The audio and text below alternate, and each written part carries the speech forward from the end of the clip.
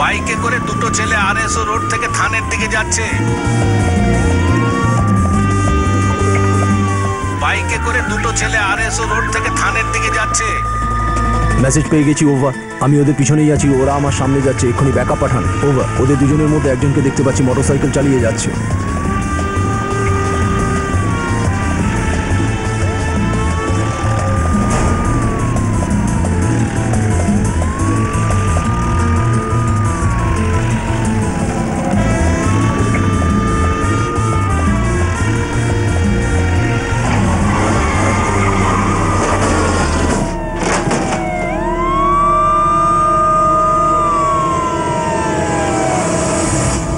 শামশের কোথায়?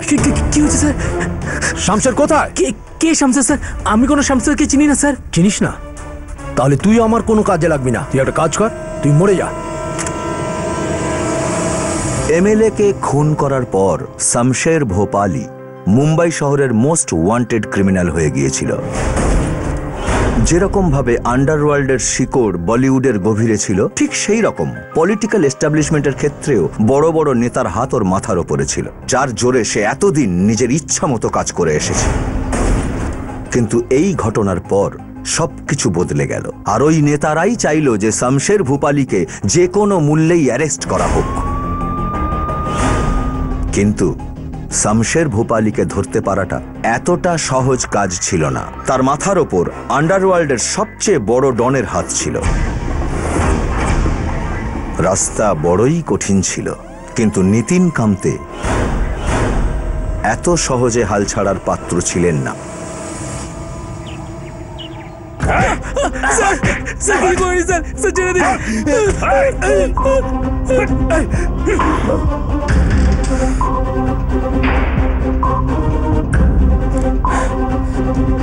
স্যার, এই ছেলেগুলো সত্যি বলছে স্যার, এরা মামুলি চোর, বাইক নিয়ে পালাচ্ছিল। এমএলএর মৃত্যু বা শামশেরের সাথে এদের কোনো সম্পর্ক নেই।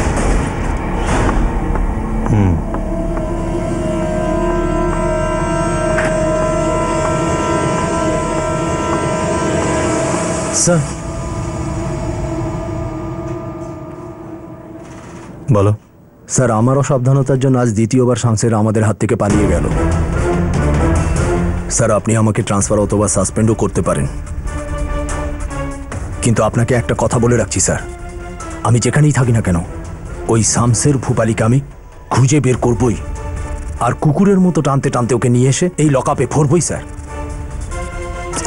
দেখো নিতিন, তোমার ভুলের জন্য কিছুই হয়নি। ইনফ্যাক্ট এত বড় দুর্ঘটনায় কোনো বাচ্চার তুমি কোনো ক্ষতি হতে দাওনি। That's great, I am proud of you. কিন্তু এই ঘটনার পর আমি আর আমার টিমের অসাবধানতার কথা অস্বীকার করতে পারি না স্যার। কিন্তু একটা কথা বুঝতে পারছি না স্যার, কিন্তু শামশের এত সহজে কাজটা করে কি করে? সেটা তো আমিও ভাবছি। আচ্ছা, একটা কথা বলো, যদি তুমি জানতে যে এমএলএর উপর হামলা হতে পারে, কি করতে তুমি? তাহলে আমি ওখানকার সবকটা লোককে চেকিং করতাম, খুব ভালোভাবে চেকিং করতাম। এক্স্যাক্টলি। এত বড় একটা দুর্ঘটনা ঘটলো আর আমাদের কোনো ইনফরমারের কাছে বিন্দুমাত্র কোনো খবর ছিল না। এটা কি করে সম্ভব? আপনার কথাটা বুঝতে পেরেছি স্যার। মার্ডার তো শামশের করছে, কিন্তু ওকে করাচ্ছে সিস্টেমের ভেতরের কোনো লোক। তাইও নির্ভয়ে যে কোনো জায়গায় ঢুকে পড়ে, নিজের কাজ করে, আর তারপরে সহজেই সেখান থেকে বেরিয়ে চলে যায়। ও হয়তো আইনকে ভয় পায় না, কিন্তু যারা লুকিয়ে লুকিয়ে ওকে দিয়ে কাজটা করাচ্ছে তারা কিন্তু আইনকে ভয় পায় স্যার। স্যার, আমার কাছে একটা প্ল্যান আছে। তোমায় দেখে মনে হচ্ছে বড় কিছু ভাবছো। আমার 4 ঘন্টা চাই। এই 4 ঘন্টায় আমি সেই সব জায়গায় রেড মারবো স্যার, যাদের শামশেরের কাজের জন্য লাভ হয়েছে। টেরায়, দোকানে, বাড়িতে এরকম কিছু একটা করতে পারলে ওরা কিন্তু একেবারে কেঁপে যাবে, আর সেই ভয়ে কিছু একটা ভুল করলেই। যা কিছু করার তাড়াতাড়ি করো, আমাদের হাতে সময় খুব কম। এসিপি স্যার অর্ডার দিয়েছেন, এই শহরের সব জায়গা তল্লাশি করো, সন্দেহ হলেই লকআপে পড়ো। আগামী 4 ঘন্টার মধ্যে এদের সমস্ত কালোবাজারি বন্ধ করতে হবে। ওরা আমাদের সিকিউরিটি ভেঙে একজন এমএলএ কে খুন করেছে, তারপর পালিয়ে গেছে। এরা আমাদের চ্যালেঞ্জ করেছে, আমরা ওদের এটা বোঝাতে চাই, যখন কোনো পুলিশ তার পোশাক পরে, বেল্ট লাগিয়ে, বন্দুক নিয়ে যখন সে বাড়ি থেকে বেরোয়, তারপরে সে তখনই ফেরে যখন এই শহরের সমস্ত আবর্জনা সাফ হয়ে যায়। Understand? Yes sir. Let's go.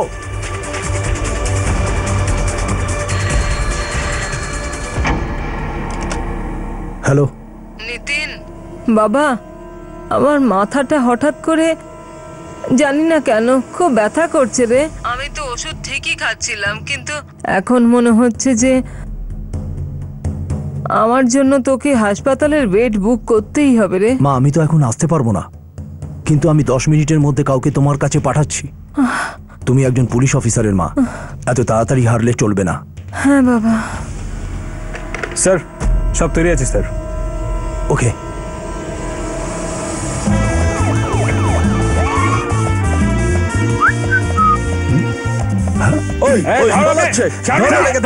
আমি কিছু করিনি স্যার।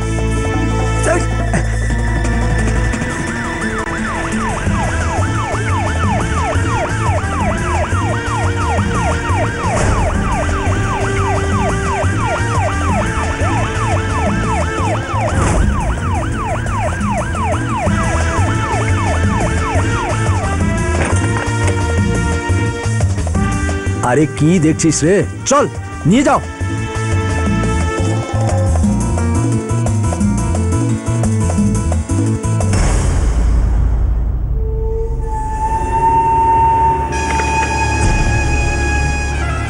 ভাই ভাই আমি তোমাকে বলেছিলাম না, এই সালা পাগল শামশের আমাদের কোনো না কোনো ঝামেলায় ফেলবেই। সফিক, ওই এমএলএ কে মারবার সুপারি কিন্তু আমি শামশেরকে দিয়েছিলাম। তুই এই বাচ্চাদের মতো চেঁচামেচি বন্ধ কর, তুই তো আমার ভাই রে। আমার কথাটা মন দিয়ে শোন, আমি একটা প্ল্যান করেছি। ওরা তোকে বেশি দিন আটকে রাখতে পারবে না। কিন্তু ভাই আমি, তুই এখনো বাচ্চা রে সফিক, কিচ্ছু বুঝতে চাস না তুই। আমি বুঝিয়ে দিচ্ছি এবার তোকে। দেখ সফিক, পুলিশ নিজের কাজ করছে, সব জায়গায় রেড করছে, আর সব জায়গা থেকে ওরা তো কিছু না কিছু পাচ্ছেই। আর এই সময় ওরা পাশার কাছ থেকে যদি কিছুই না পায়, ওরা আরো গভীরে ঢুকে পড়বে। আমার ব্যবসা আর আমার সাম্রাজ্য পর্যন্ত ওদের হাত পৌঁছে যাবে। আর তুই তো আমার ভাই, তাই না? ভাই না আমার? তুই এরকমটা হতে দিবি? নিজের দাদাকে পুলিশের হাতে যেতে দিবি? ওরা আসবে, তোকে ধরেও নিয়ে যাবে, কিন্তু ওরা তোর কাছ থেকে কোনো ইনফরমেশনই পাবে না, কারণ ওরা জানে না যে তুই কিছুই জানিস না।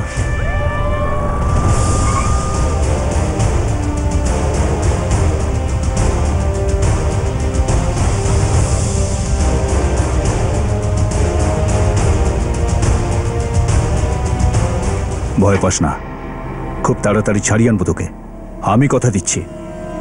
খোদা হাফেজ।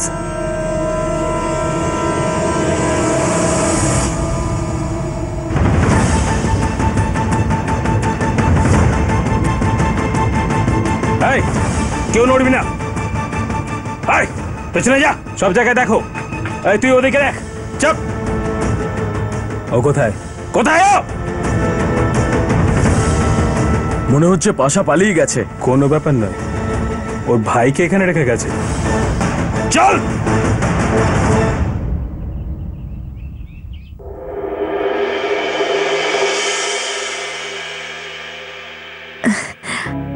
আমাকে দেখে এত অবাক হবেন না, আপনার ছেলেই বলেছে আমাকে এখানে আপনার কাছে থাকতে, আপনি যতক্ষণ না পুরোপুরি ঠিক হচ্ছেন।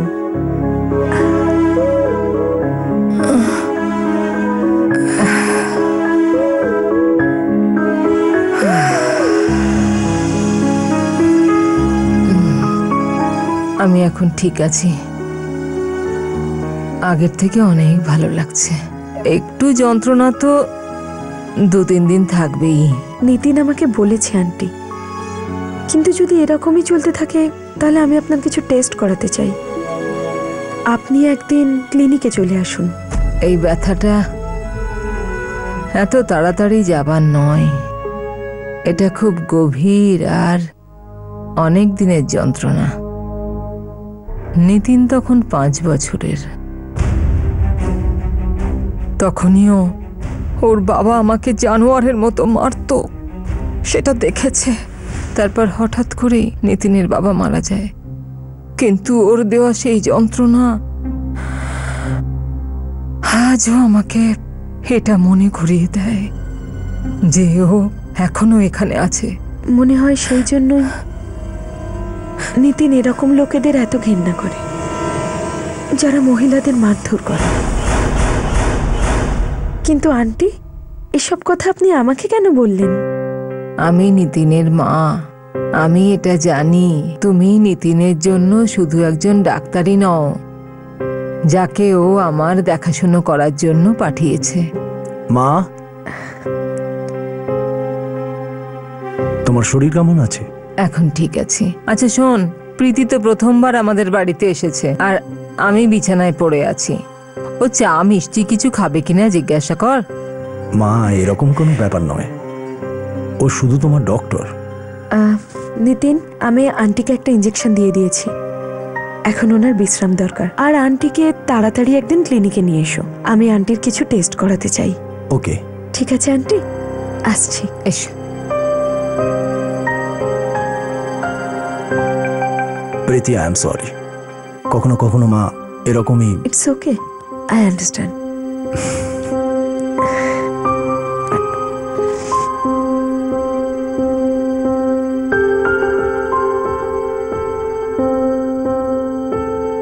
দেখ, প্রীতি খুব ভালো মেয়ে, তার উপর ডাক্তার। ওকে তুই যেন হাত ছাড়া হতে দিস না। এরকম কিছু নয় মা, ডক্টর প্রীতির সঙ্গে আমার কেসের ব্যাপারে পরিচয় হয়।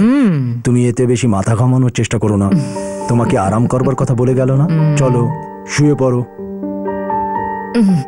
হ্যাঁ, আর প্রীতির কথাটা যেন মনে থাকে।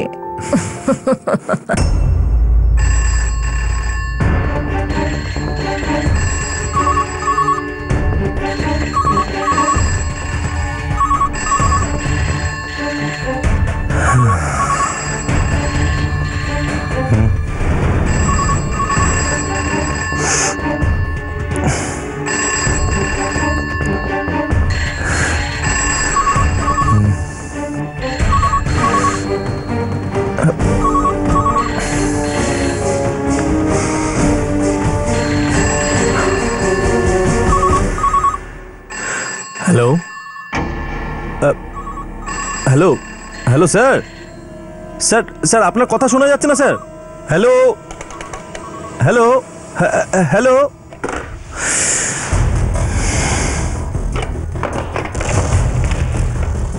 শোনো, এখানকার সব কটা ফোন ডেট করে দাও। আমি নিতিন আর ওর টিমকে কিছুটা সময় দিতে চাই, আর এর মাঝে যেন কেউ আমাকে বিরক্ত না করে বা কোনো টেনশন না দেয়, বুঝেছো? হ্যাঁ স্যার।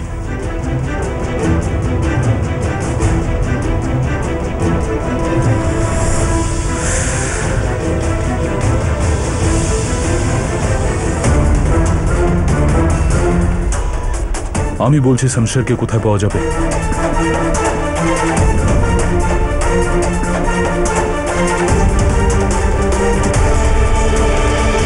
তুই পুলিশের কাছে আমার সম্পর্কে কিছু বলিসনি বলে আমার খুব ভালো লাগছে। বল, তোর কি চাই? তুই একবার বলে দে তোর কি চাই। তুই যা চাইবি আমি তোকে তাই দেবো।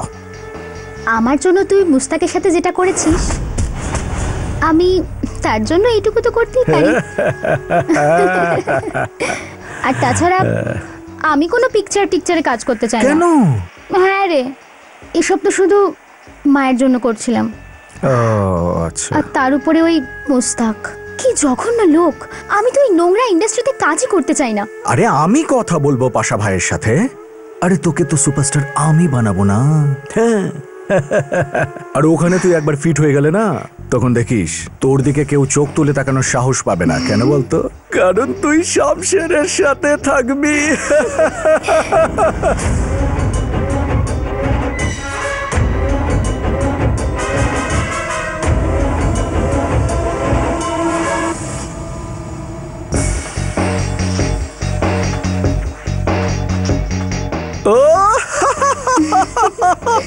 আমি তোকে বেশ ভালো করেই জানি, চিটিং করেছিস তুই, তাই না? তাই নাকি? আচ্ছা, আরেকটা তোল তোল তোল তোল তোল।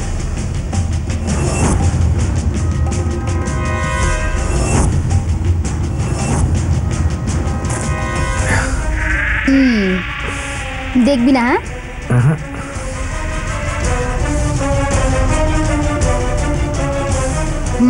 হ্যাঁ আবার রানী?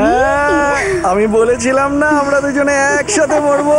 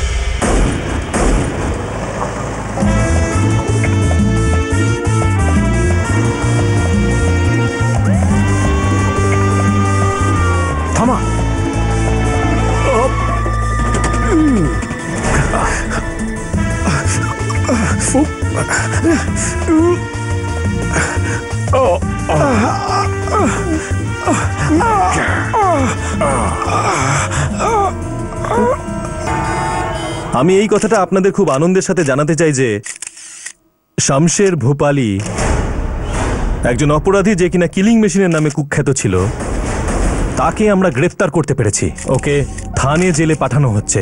এই অসাধারণ কাজের সাফল্যের কৃতিত্ব ইন্সপেক্টর নিতিন ও তার টিমের প্রাপ্য। ওদের জন্য আমার গর্ব হয়। ডিপার্টমেন্ট ইন্সপেক্টর নিতিনের এই সাফল্যে খুশি হয়ে ওকে সিনিয়র ইন্সপেক্টরের জন্য প্রমোট করেছে।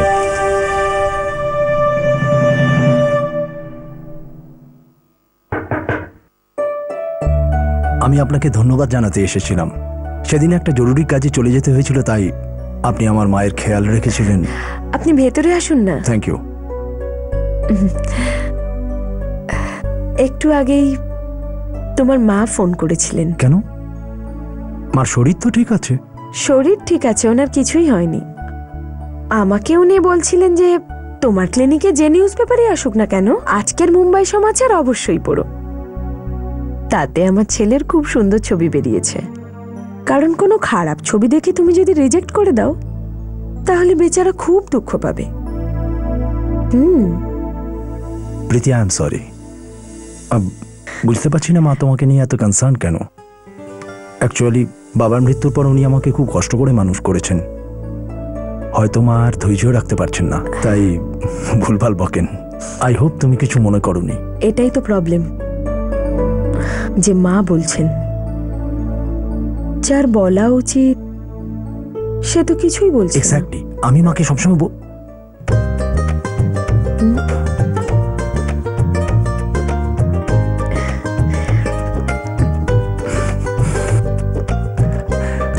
কফি খেতে যাই।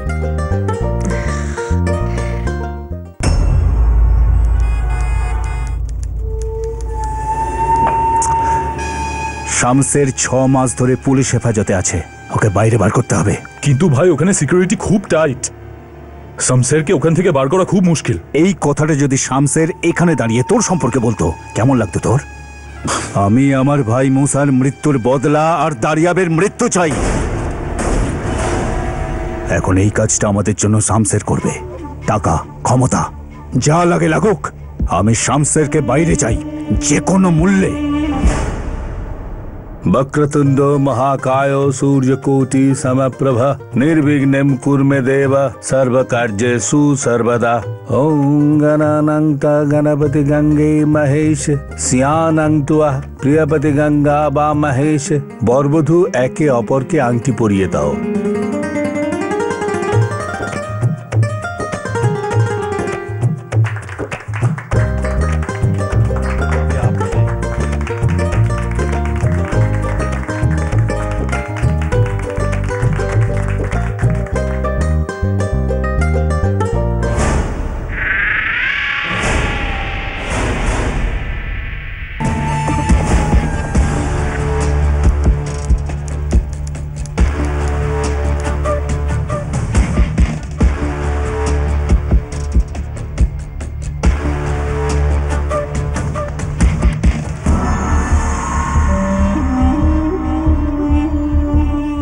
একটু পেচ্ছাপ করতে যাব।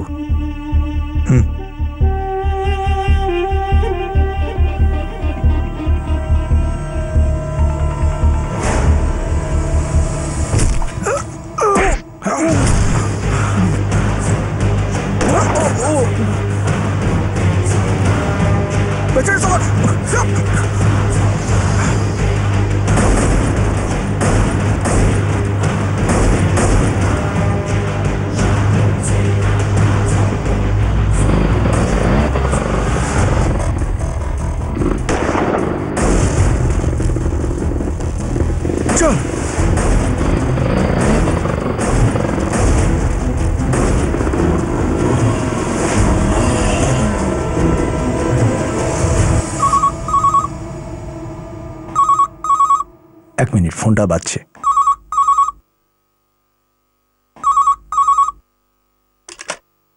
হ্যালো ইন্সপেক্টর সাহেব বলছি। স্যার শামশের পালিয়ে গেছে। স্যার স্যার খবর পেয়েছি শামশের পালিয়ে গেছে। হোয়াট?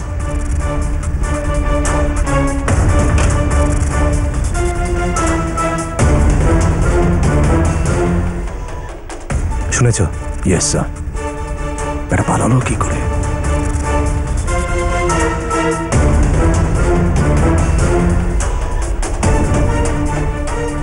সরি, আমাকে যেতে হবে। আমার একটা কয়েদি পালিয়েছে। ইটস ওকে, আমি এক্ষুনি আসছি।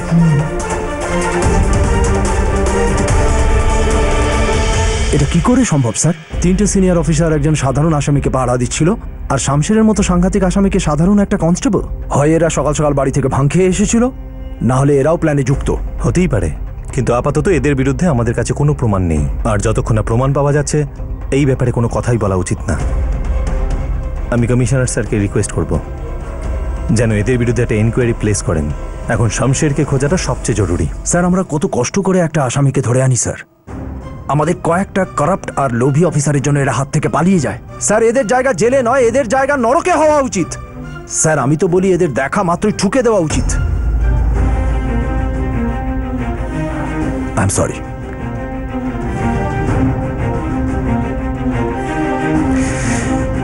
নিতিন, তুমি যে কি বললে সেটা আমি ঠিকমতো শুনতে পেলাম না। তোমরা শুনেছো নিতিন কি বললো? হ্যাঁ,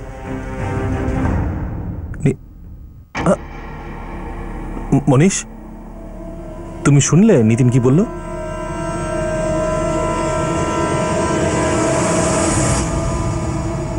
তাহলে ঠুকে দাও ওকে।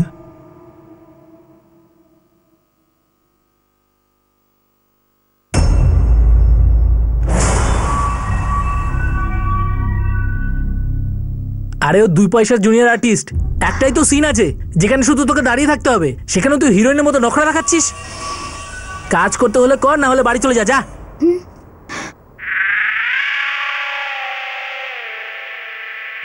রকেট টকেট নিয়ে কি হচ্ছে ভাই?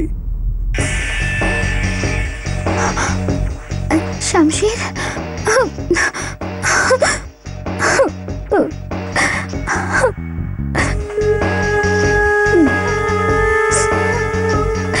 এভাবে কি দেখছিস? তুই কি এটা জানিস তুই যাওয়ার পরে টাকা আর কাজ দুটো নিয়ে কত প্রবলেম হয়েছিল? এই জন্য এই কাজ আবার শুরু করেছি। ব্যাস ব্যাস, ঠিক আছে, আমি চলে এসেছি না আবার। তোকে আর এসব করতে হবে না, ঠিক আছে? যা তোর জিনিসপত্র নিয়ে আয়, চল এখান থেকে চল। ঠিক আছে। শুটিং মানেই না ঝামেলা, যত সব।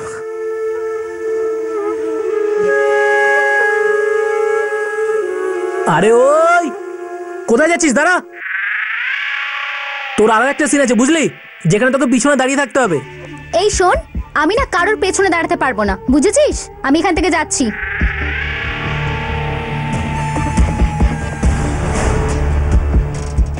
তুই ওকে শুটিং এ পেছনে দাঁড় করাবি? এই শামশের, ওর মাথা খারাপ, ছেড়ে দে ওকে। দাঁড়া, ওকে বোঝাচ্ছি। নে, এখান থেকে একটা কার্ড বের কর। শামশের, ছেড়ে দে না। আরে ওকে একটু বোঝাতে দে না বেবি। নে, একটা কার্ড বের কর। আচ্ছা, আমি বের করছি। গোলাম, তোর ভাগ্যটা সত্যি ভালো রে, কারণ গোলাম রানীর খুব খাস লোক হয়, বন্ধু হয়, তাই তোকে আর মানলাম না, বুঝলি? ডিরেক্টরের বাচ্চা। অন্য কার্ড উঠলে না আমার বন্দুক চলতো, বুঝলি? স্যার, ও স্যার, অ্যাকশন! স্যার দেখুন কি বলছে স্যার।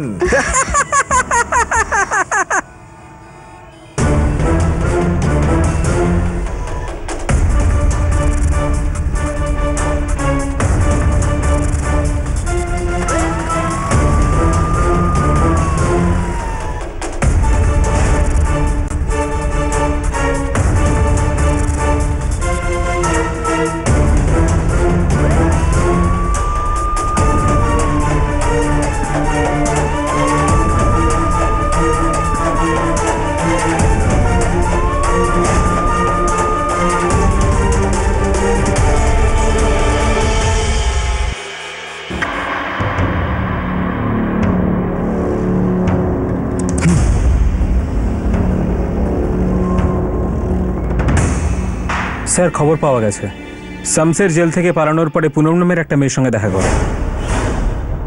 ওকে থানায় নিয়ে এসো। ঠিক আছে স্যার।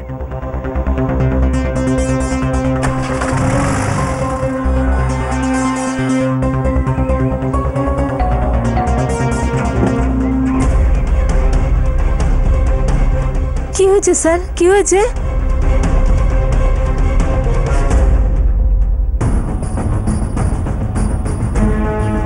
আমার সর্বনাশ হয়ে গেছে স্যার।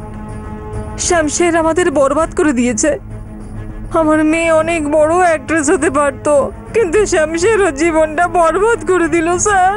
আমি তো এটাও জানি না স্যার আমার মেয়ে এখন কোথায় আছে। আপনার মেয়ে শামশেরকে কতদিন ধরে চেনে?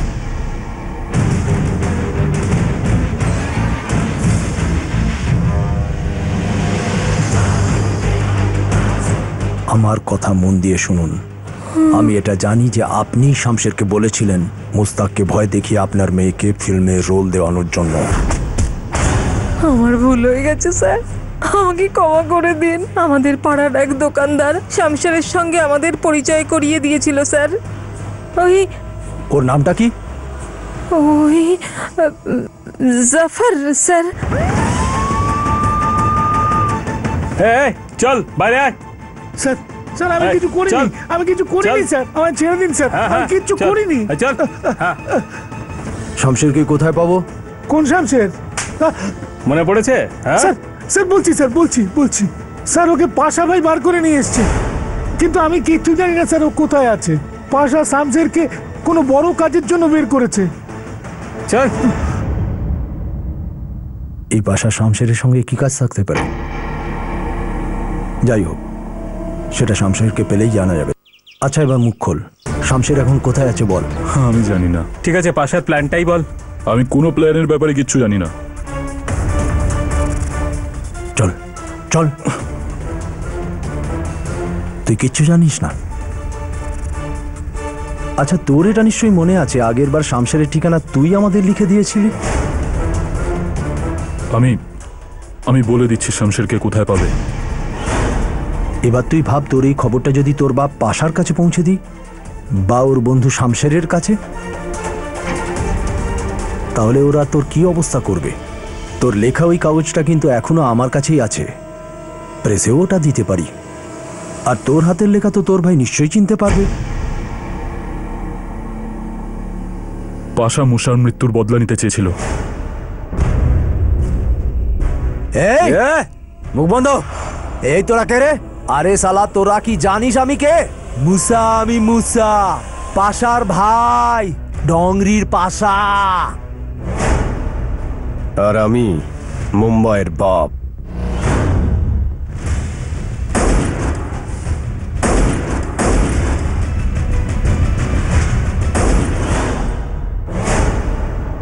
ও শমশেরের হাত দিয়ে দরিয়াবকে মারতে চায়, সেজন্য শমশেরকে জেল থেকে ছাড়িয়েছিল।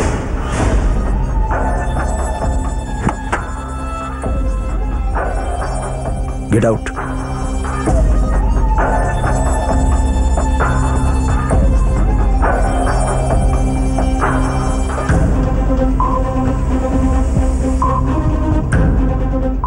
স্যার, পাশা দরিয়াবের কাছে পৌঁছানোর আগে আমাদের ওর কাছে পৌঁছতে হবে। ঠিক বুঝলাম না। স্যার, পাশা দরিয়াবকে মেরে ফেলতে চায়, আর আমরা শামশেরকে। আমরা দরিয়াবকে গ্রেপ্তার করে নেই, তারপর আমরা প্রেসকে বলবো ওকে আমরা কোর্টে পেশ করছি। যদি শামশের ওকে মারতে চায়, ও আরও একবার কোর্টে আসবে ওকে গুলি করে মারবার জন্য, কিন্তু ও এবার আর বেঁচে ফিরবে না। That's a good plan. That sure যে এবারে কোনো ভুল না হয়। হবে না স্যার। আসামির মুখটা আমরা কালো কাপড় দিয়ে ঢেকে দেবো। কালো কাপড়ের পিছনে কার মুখটার লুকোনো আছে কেউ জানতে পারবে না। সুযোগটা যেন হাতছাড়া না হয়। Yes sir. আজকের বিশেষ খবর, কুখ্যাত গ্যাংস্টার দরিয়াব খানকে পুলিশ অ্যারেস্ট করে নিয়েছে। আর এই কাজকে বাহাদুরির সাথে পূরণ করেছেন আমাদের সিনিয়র ইন্সপেক্টর নিতিন কাপটে।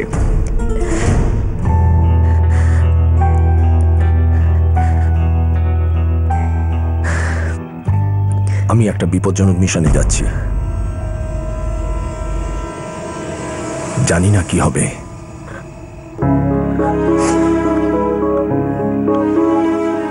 মনে হয় তুমি যেন এক পুলিশ অফিসারের সঙ্গে ফেঁসে গেছো। তুমি যাই সিদ্ধান্ত নেবে আমি মাথা পেতে নেব, কিন্তু জেনে রেখো আমি সত্যি তোমাকে খুব ভালোবাসি।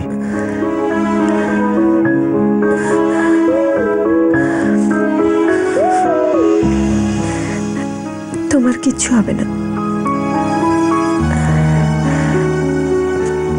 আর তোমার প্রশ্নের উত্তর আমি তোমাকে তখনই দেব যখন তুমি আমার কাছে ফিরে আসবে।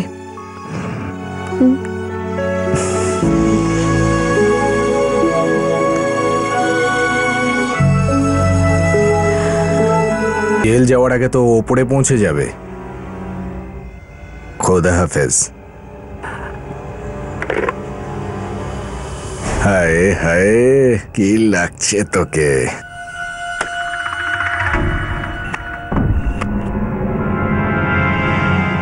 একটা কার্ড বের কর। বের কর না।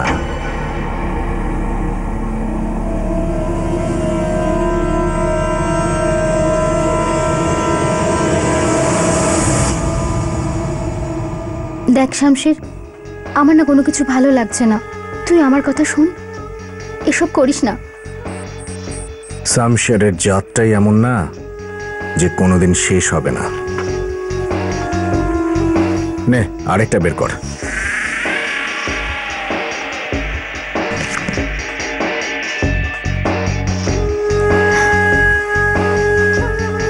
চিটিং করে কখনো কারো ভাগ্য বদলানো যায় না, যেটা হবার সেটাই হয়। আরে সেটা তো হতেই থাকবে। দেখ, আজ পর্যন্ত শামশেরের কিছু হয়নি, আর কোনোদিন হবেও না। তুই টেনশন নিচ্ছিস কেন? আরে পাশা ভাইয়ের জন্যই তো আমি জেল থেকে বেরিয়েছি। কাজটা তো তার জন্যই করছি, আর কাজটা শেষ হয়ে গেলি না, ব্যাস একদম সোজা দুবাই, ওখানেই সেটেল হয়ে যাব। আরে তোর সাথে একটা স্মাইল তো দিয়ে দে। হ্যাঁ,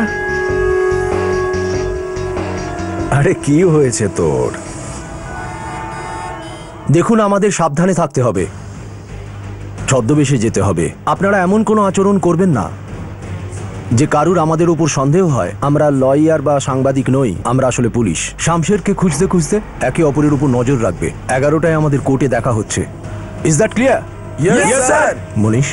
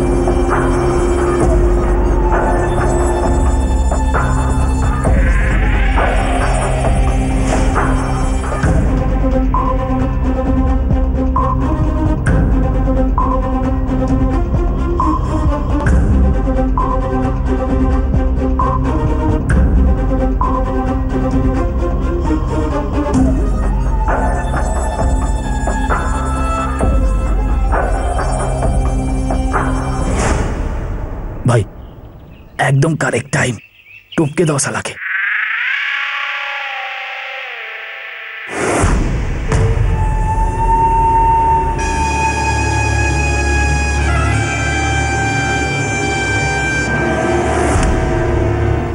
একটা বের কর।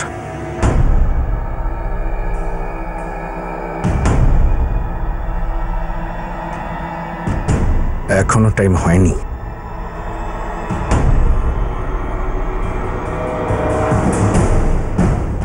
মনে হয় আমি এখানে থাকাতে শামশের অ্যাটাক করতে পারছে না। তবু মনে হয় কিছু একটা হবে মনীষ। আমি এখান থেকে বেরোচ্ছি, আশেপাশেই থাকবো, খেয়াল রেখো, ঠিক আছে? হ্যাঁ, দিকটা দেখো। শোন, তুই একটা কাজ কর, ওদিকে গিয়ে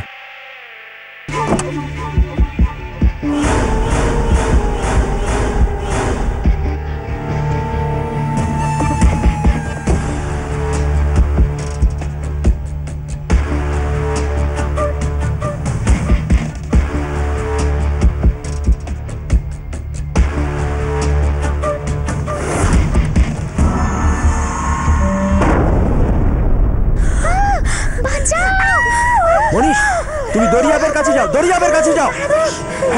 এগিয়ে যাচ্ছি।